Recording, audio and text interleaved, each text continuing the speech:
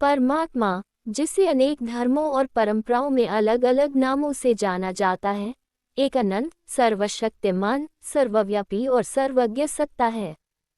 ये वह शक्ति है जो पूरे ब्रह्मांड को संचालित करती है, सभी प्राणियों में विद्यमान है और हर जीव के भीतर आत्मा के रूप में उपस्थित है।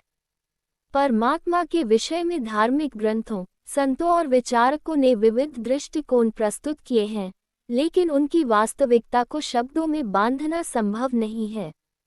परमात्मा का स्वरूप निर्गुण, गुण रहित और सगुण, गुण युक्त दोनों रूपों में देखा गया है।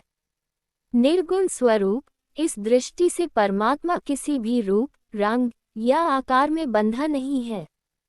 वह शुद्ध ऊर्जा है, जिसे केवल अनुभव किया जा सकता है। भारतीय उपनिषदों में परमात्मा को नेति नेति कहा गया है, जिसका अर्थ है ये भी नहीं, वह भी नहीं। सगुण स्वरूप, ये स्वरूप उन लोगों के लिए है जो मूर्त रूप में पूजा करना पसंद करते हैं।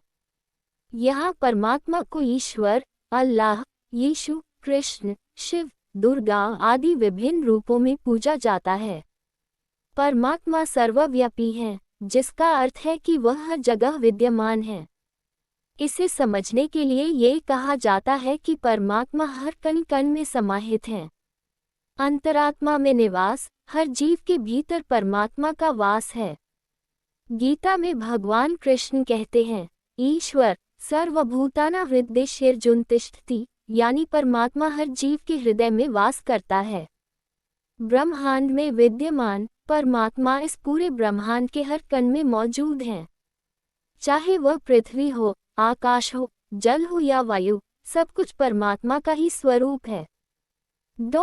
सिद्ध स्थलों में अनुभव, विभिन्न धर्मों में कहा गया है कि परमात्मा विशेष पवित्र स्थलों में आसानी से अनुभव किए जा सकते हैं।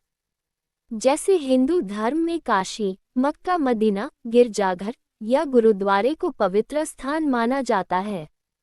परमात्मा को पाने के लिए व्यक्ति को किसी विशेष स्थान पर जाने की आवश्यकता नहीं है, बल्कि वह आंतरिक साधना, भक्ति और सत्कर्मों के माध्यम से परमात्मा को प्राप्त कर सकता है। यह मार्ग उपनिषदों और वेदांत पर आधारित है, जिसमें आत्मा और परमात्मा के संबंध को जानने का प्रयास किया जाता है। भक्ति मार्ग, इसमें प्रेम और समर्पण के माध्यम से परमात्मा को प्राप्त किया जाता है।